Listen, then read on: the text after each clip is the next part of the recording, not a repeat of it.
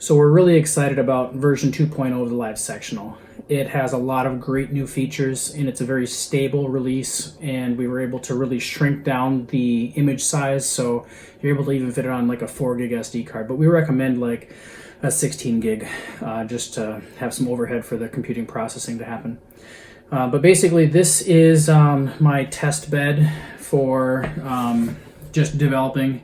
I've got just a board here that I put some LEDs into.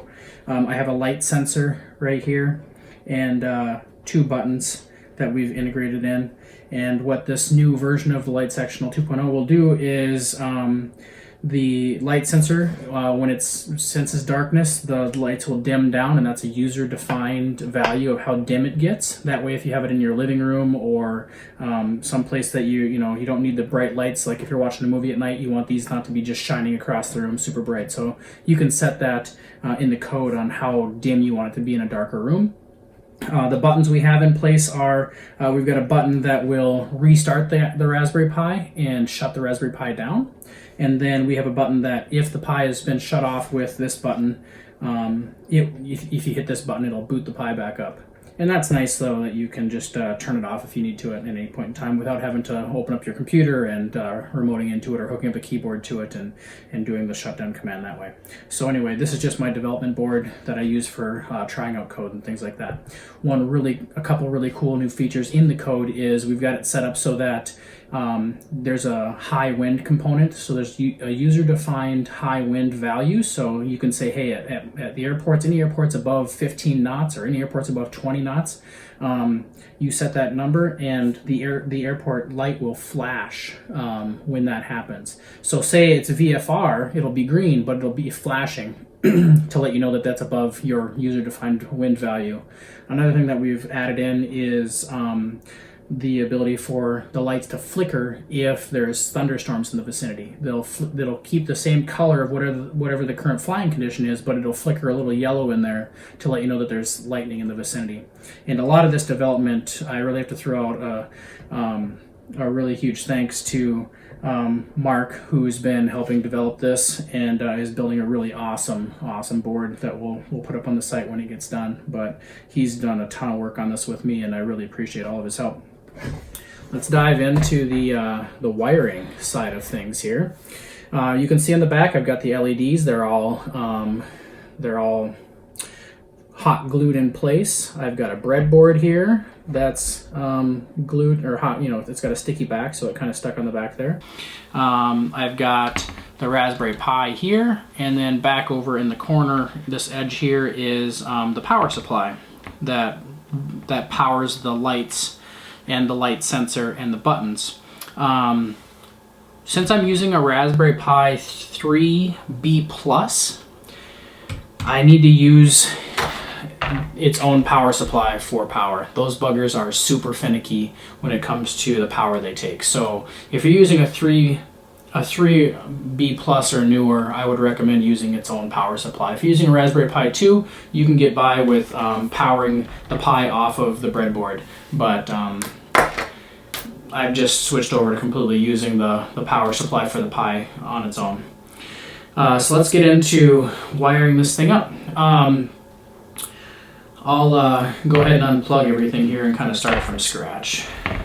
Let's start first off with our power. All right, so from our power supply back over here, it's got a positive and a negative. So I've just taken a couple of male to male jumpers, and I've stuck the male end of a red wire right here into the positive side, and I'm going to take that over and I'm going to plug it into on the board this very end end row that's in the middle, this lateral row. I'm going to plug that in there, and in that same row I'm going to put in my diode. The non-silver end of my diode is going to go into the same row, lateral row, as my power in. Okay, then my ground from my power is going to go into the outermost row on the long row, and that's going to be my ground for everything in this project. Okay, so every time we ground something, it's going to go into this outer edge row. All right, so next up, I'm going to start putting power I'm going to hook up the power for my lights. So the lights can be powered from either end of the string. I can apply power from this end, or I can apply power from the far end over here. But the data that tells the lights what colors to be needs to go in from the one end only. And in this string, it's this end of the light, or this end of the string. And with the string that's on the shopping list, it's the female end of the string. And also, you should be able to look at these, and they have like, if you look at the circuit board inside the light, it'll kind of have an arrow pointing in, or it'll have the letters written on the side that is the end point. So anyway, that's our data. So I'm going to take my power line from the LEDs, and that's going to go into the same line, inner row, lateral row, as the silver end of the diode. And that kind of steps the power down and cleans it up a little bit for the LEDs.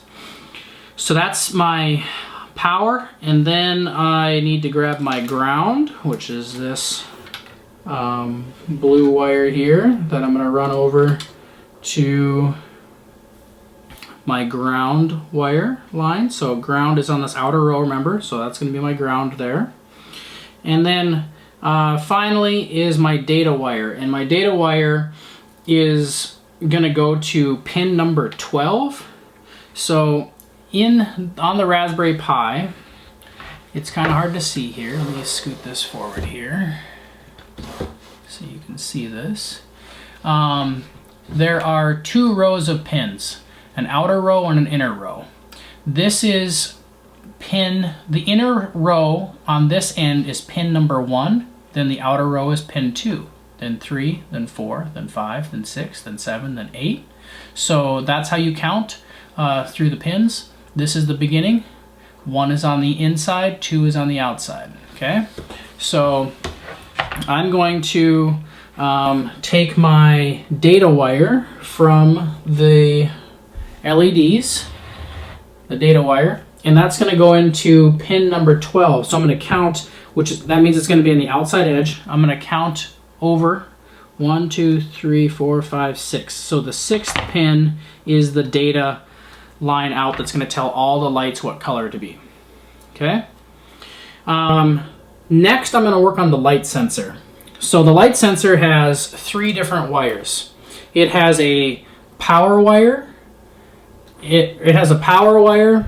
It has a data wire and a ground wire. Okay. So in this instance, the VCC is the power. The GRD is the ground, and then the DO is the data. You'll notice on your little pin there. So I'm going to take the power, and that one you want to plug into the Raspberry Pi. The Pi is actually going to power that, and you put that into pin number 1. Remember, that's the first one on the inside row. So that's going to power the light sensor. And then my ground from the light sensor, just like the rest, is going to go into the outer edge on the breadboard. That's the ground for everything. And then the data wire for the light sensor needs to go into number 7. So it's an odd number. That's going to be the inside. So 1, 3, 5, and 7 is going to go in there. Okay.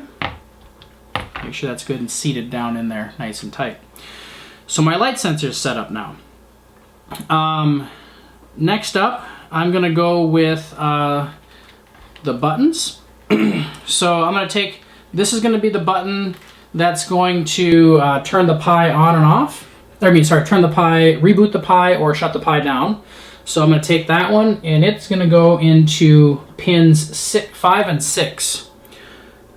Which is going to be right next to my light sensor one. So it's going to be 5 and 6, and it's the nice thing about these buttons is these things are connected, so they just slip right down in there, and it works out pretty slick.